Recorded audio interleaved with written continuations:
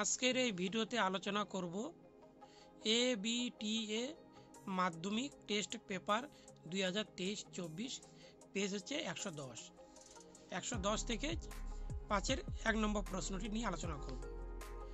এক ব্যক্তি সমবায় ব্যাংক থেকে বার্ষিক 12% সরল সুদে 60,000 টাকা বাড়ি করার প্রয়োজনে ধার করেন। ধার নেওয়ার 1 বছর বাদে মাসিক 1160 টাকা হিসাবে ওই বাড়ির এক অংশ ভাড়া দেন। ধার নেওয়ার কত বছর পর বাড়ি ভাড়ার টাকা থেকে তিনি সুদ সমেত সমস্ত ধার পরিশোধ করতে পারবেন? তাহলে দেখে দিচ্ছি অঙ্কটি উত্তর এখানে।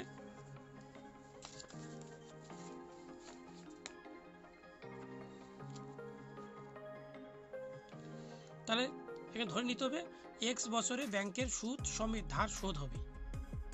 তাহলে মোট সুদ হচ্ছে 12/100, যেহেতু 12% লেখানো রয়েছে, ইন্টু সময় হচ্ছে x বছর আর টাকা ধার করেছিল 60,000।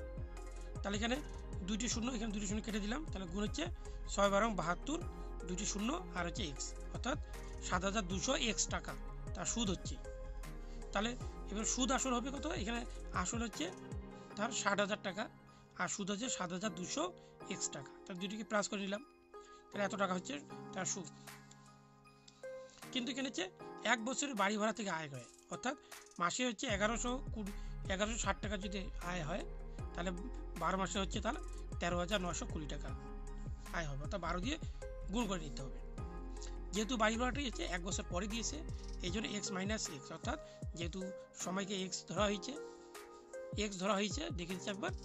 আর বাড়িটি ভাড়া দিয়েছিল বাড়ি তৈরির 1 বছর পর, ওই জন্য x - 1, এত বছরের বাড়ি ভাড়া হয়, তাহলে 13,920 ইন্টু x - 1, এখানে ইন্টু করলে হবে 13,920 x মাইনাস 13,920।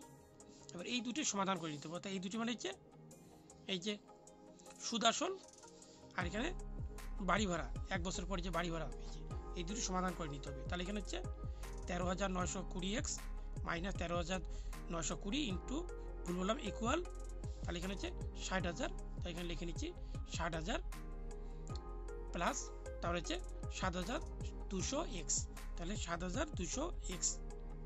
এবার এক্সটি বাঁ দিকে নিয়ে আসতে হবে, তাহলে 13,920 x আর প্লাস বাঁ দিকে নিয়ে আসলে হবে 7,200 x ইকুয়াল 60,000, এখানে মাইনাস ডান দিকে নিলে হচ্ছে প্লাস 13,920, এখানে মাইনাস করলে হবে 6,720 হচ্ছে, আর ইকুয়াল এখানে এই দুটি প্লাস করলে হবে এখানে 73,920।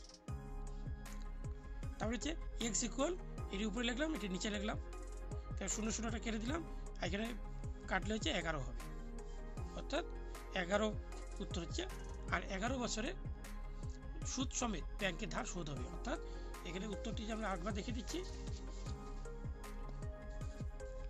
ব্যাংকের ধার এখানে শোধ হবে, লেখানো রয়েছে যে ধার নেওয়ার কত বছর পরে বাড়ি ভাড়ার টাকা থেকে তিনি সুদ সমেত শোধ করতে পারবেন। এখানে উত্তর হবে 11 বছরে, এখানে 11 বছর, অর্থাৎ এখানে লিখতে হবে ধার নেওয়ার x বছর পর বাড়ি ভাড়া টাকা থেকে তিনি সুদ সমেত সমস্ত ধার পরিশোধ করতে পারবেন।